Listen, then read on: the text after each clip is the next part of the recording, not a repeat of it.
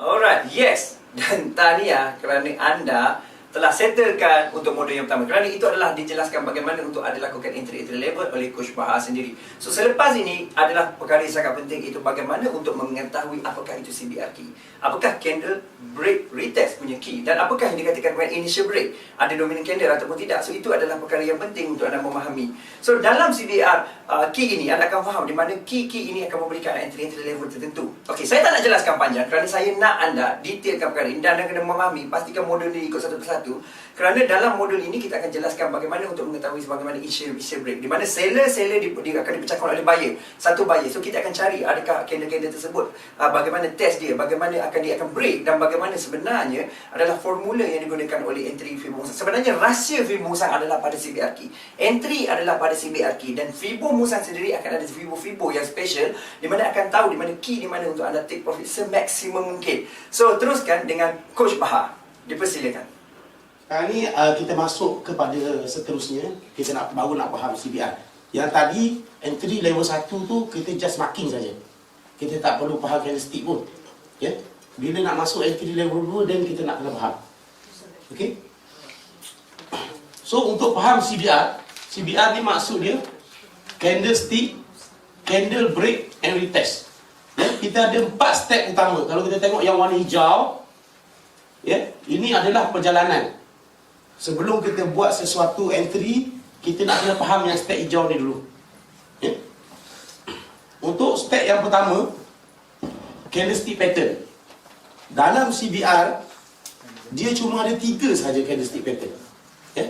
Dia tak ada doji, dia tak ada shooting star, dia tak ada hanging man. Ya? Kita cuma faham dia sama ada engulfing atau hidden engulfing.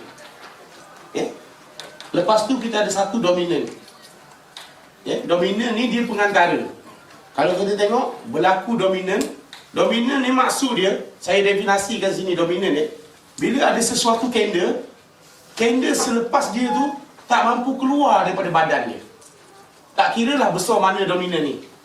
Janji selepas pada body dia ni tak ada body lain yang keluar. 3 ke 4 body. So jadi dia ni adalah pengantara, sama ada try nak meneruskan perjalanan ataupun nak patah balik. Ya? Biasanya dominan bentuk macam itu. Kita nak kenal. Nanti kan saya detailkan apa benda dominan. Ya? Yang kedua, kita belajar buat marking zone. Ya? Marking zone kita di time frame daily zone. Tadi yang kita ajar di entry level 1 tadi. Ya? Macam mana kita nak marking zone di D1. Okay. Lepas tu di time frame H4 dan H1.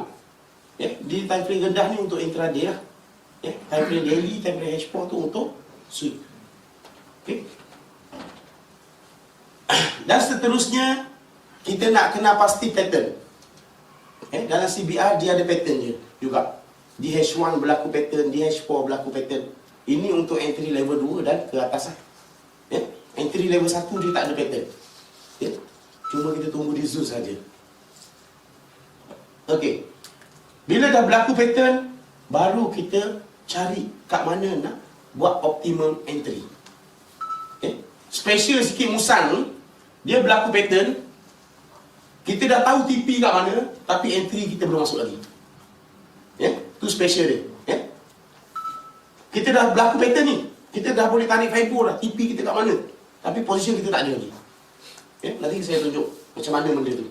Okey, kita masuk kepada candlestick pattern. Candlestick pattern ni kepada orang yang asas ya, orang yang baru kenal forex,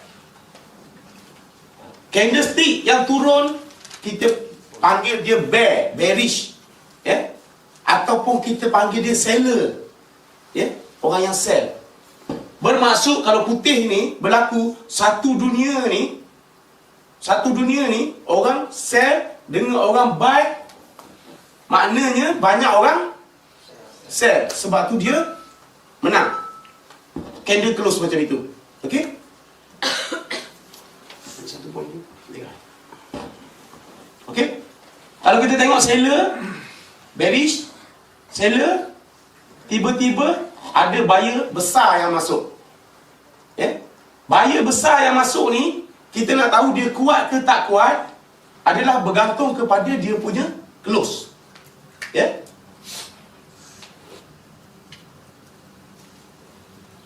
Warna merah seller. Ya. Tiba-tiba datang buyer start kat sini.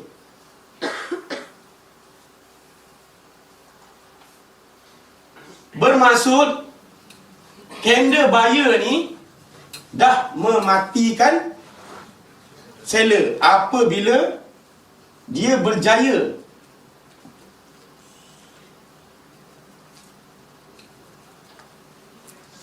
close di atas open. Faham tak? So, dalam CBR, zone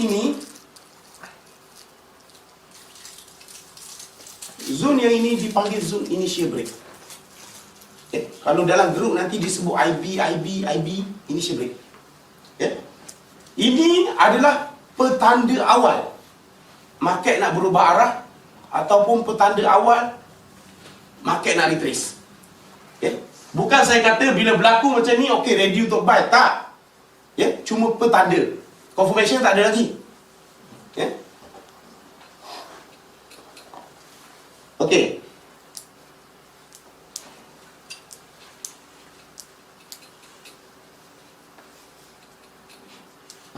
Kalau kita tengok yang kedua punya gambar, buyer tengah kuat. Candlestick menghala ke atas sebelum kan. Tiba-tiba datang seller. Seller ni bukan trader macam kita. Seller yang boleh mempengaruhi market ni seller besar. Bank. Bank-bank dunia yang besar tu, dia yang masuk market, dia akan mempengaruhi. Macam kita ni, trade 10%, 20%, dia tak effect pada market ni. Yang besar-besar tu yang akan effectkan market. So kita tengok dekat sini, zone initial break kat mana sebenarnya? Zone initial break adalah body yang dimatikan. Kalau yang ini turun, naik, body yang dimatikan adalah body terakhir bear. Okey? Ini adalah dipanggil zone initial break. Kotak ni akan datang ni adalah jadi entry point untuk kita. Jadi entry point untuk kita, entry level 2. Okey, entry zone. Okey. Kalau kita tengok kat gambar yang ketiga, dalam market pada hari ni, keadaan sekarang ni, 2012, 2013, 2014, terlalu banyak trade candle. Trade candle ni maksud dia buat macam ni, next candle dia turun pecah bawah. Orang yang bergantung kepada benda ni akan koyak. Dia panggil bullish streak, bearish streak. Nampak? Macam nak turun sangat lah ni. Kita pun start layer sell. Lepas tu habis marketnya terbang ke atas. So jadi ini cuma petanda, bukan confirmation. Petanda awal. Bila dah berlaku macam ni, kita pun ready lah. Tunggu pattern selepas tu. Pattern apa? Dalam CBR dia ada pattern dia. Tapi orang dah sebut, oh tunggu pattern. Adakah engulfing ni pattern? Bila berlaku macam ni, adalah kita boleh terus entry set? Tak. Sebab apa? Biasanya kalau market tengah trending ke atas, time frame besar tengah trending ke atas, pengantara dia di H1 dia akan bentuk macam ini. Berhati-hati. Trick.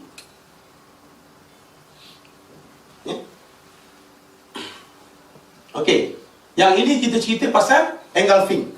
Engulfing ni dalam CBR disebut,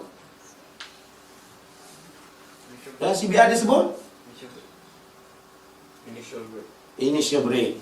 Okay? IB, initial break. Okay?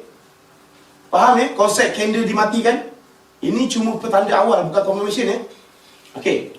Yang kedua, kita pergi kepada hidden engulfing. Hidden engulfing ni konsep dia sama.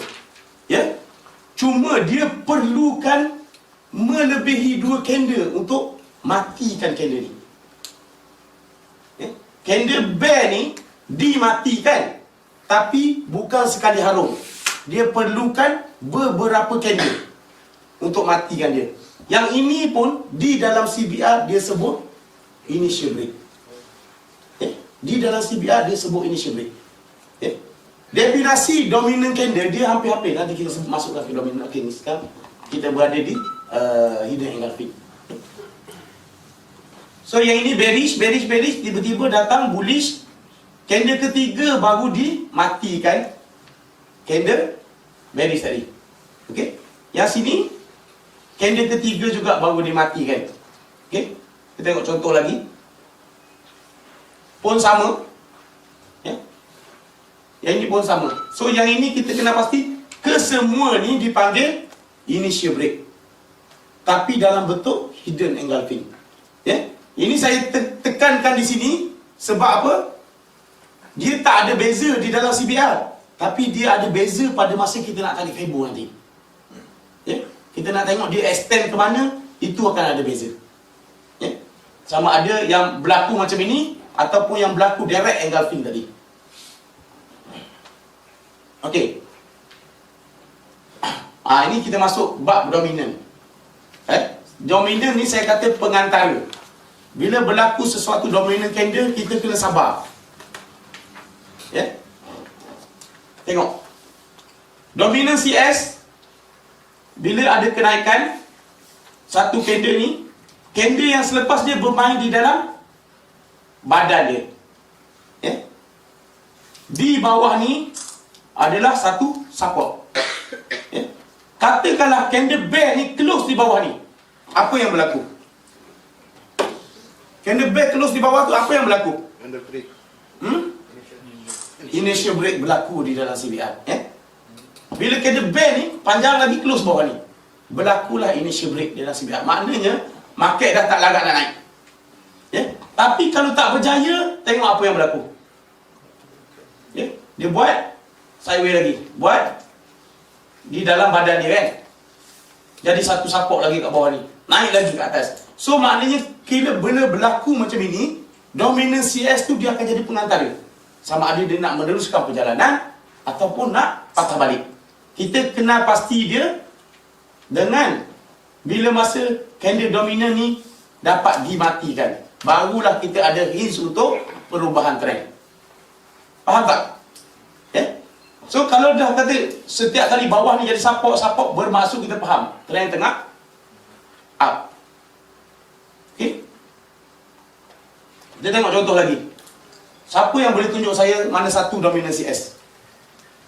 Abang Salim, kat gambar ni mana satu dominant CS? Boleh datang depan tunjuk, tak ada masalah. Dominant CS mana satu?